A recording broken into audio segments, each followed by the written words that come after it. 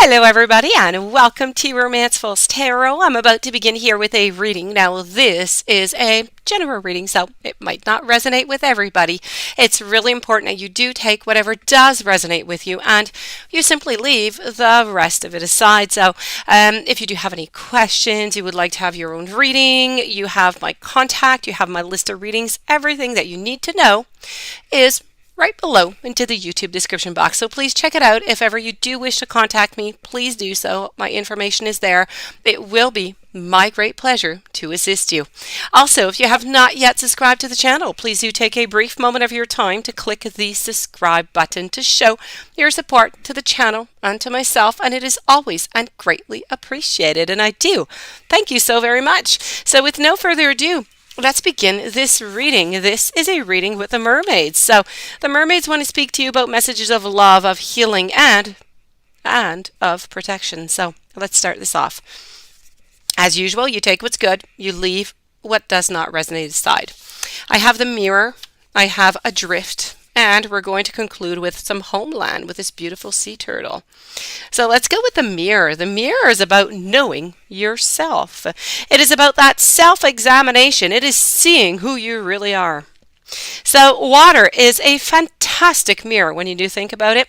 And the darker it is, the clearer the reflections of the world around is going to be. And it's the exact same thing in life. The clear mirror that we can look into is going to show us who we appear to be. But the dark mirror, metaphorically, is when life or the sea or our feelings become darker, more complex, sad, thoughtful, deep even at times, could be even painful. But it is at these times that we can see who we truly are. For under duress, our true character can truly be observed. Now, sometimes we don't always like the truth of what we see in the dark mirror. But the mermaid can help us with this, as she's going to hold up that mirror, that magical one, that not only shows us our appearance, it shows us ourselves, our sweetness, our hurts, our scars. And in it, we may see what is hidden to the eye of the body, but known to the eye of the soul. In dreams, these mirrors may appear, and in emotional times, when we realize that we are still hurting, or that we have wounds we have sought maybe to cover up. There is no need to cover up or to camouflage in this very beautiful mirror. Nor is it right to judge the scars and the woundings, or the beauty and the glory. They simply are. And by seeing clearly, especially into that dark mirror, we can also see who we are. While we swim into those clear waters, we can see the light, we can see the positive, but when we swim into those dark waters, we can truthfully see so much of who we are. We can make those changes, we can make those adaptations, we can come to accept the truth of who we are without seeking to adjust. We come to self-love, self-knowledge, self-healing. This is about a time for you to gently yet firmly, see the truth about who you are and to understand at the same time that who you are is not ugly. It's not lacking, but a truthful, beautiful, wonder-laden voyage into the soul. This is what it is. It is a voyage into the soul. It is time to be shown what the eye simply cannot see, but what the spirit has sensed and has sensed for quite some time. This may come through observations, loving words from friends who are truly able to see you. So from a stranger who notices something that too many overlook, it can come into a moment when you glimpse in who you have become.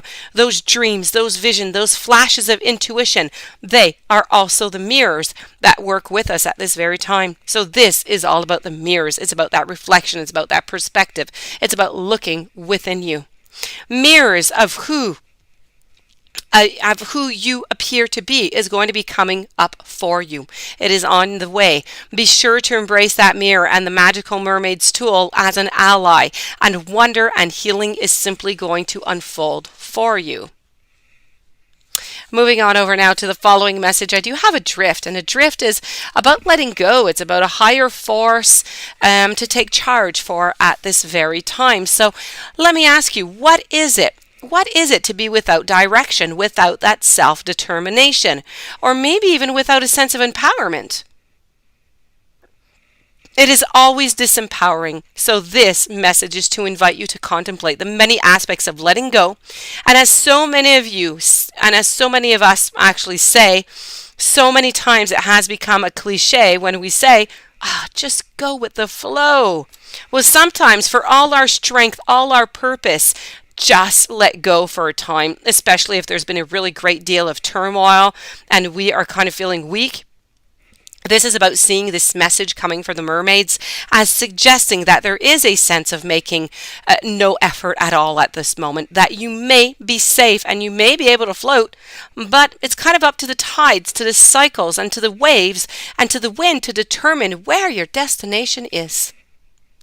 It can also suggest that there's a lack of urgency for you at the moment, that you're willing to be totally compliant and to see what happens next. And yet, this is also a choice you're taking.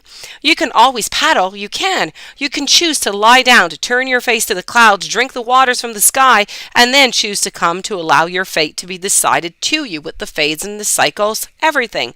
And sometimes this is right, sometimes it's good, and sometimes it's humbling, and it can create, some wisdom. And that wisdom comes with observation. It comes with stillness. It comes with that sense of sacrificing yourself to a power that is greater than yourself. And there is no longer than an anchor. So there is no sail, there is no oars, and there is no maps. There is only the floating world of which you are part of right now. So this is about refusing maybe to attempt some things to change some things in your life. It's allowing yourself to surrender to the situation and to see where it takes you. It's a kind of peaceful passivity, if you will, in a kind of ocean type way.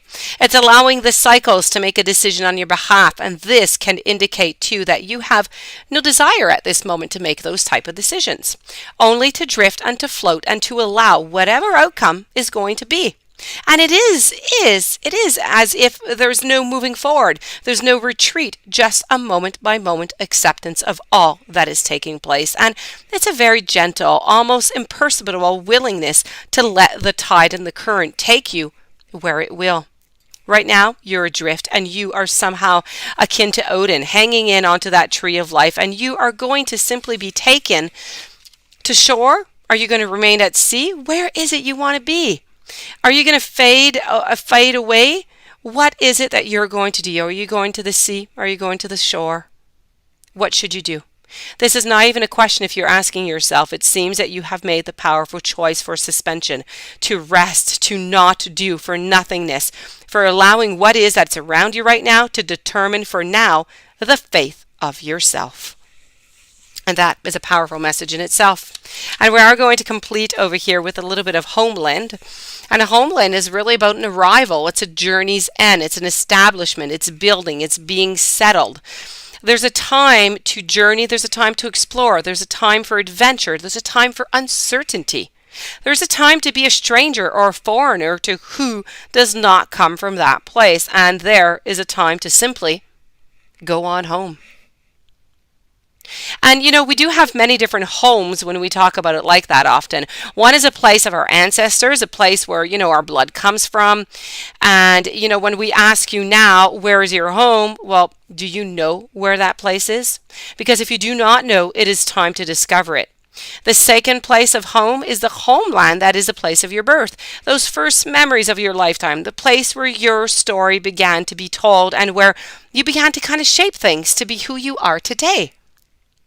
Memories and lessons and friendships and delights. It may be time for you to reconnect with that place too.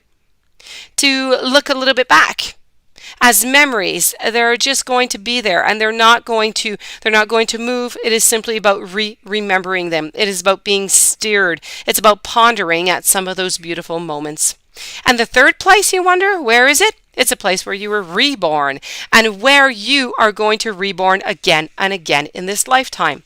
That place where you come from home is your true self. where you notice that you felt comfort and happiness.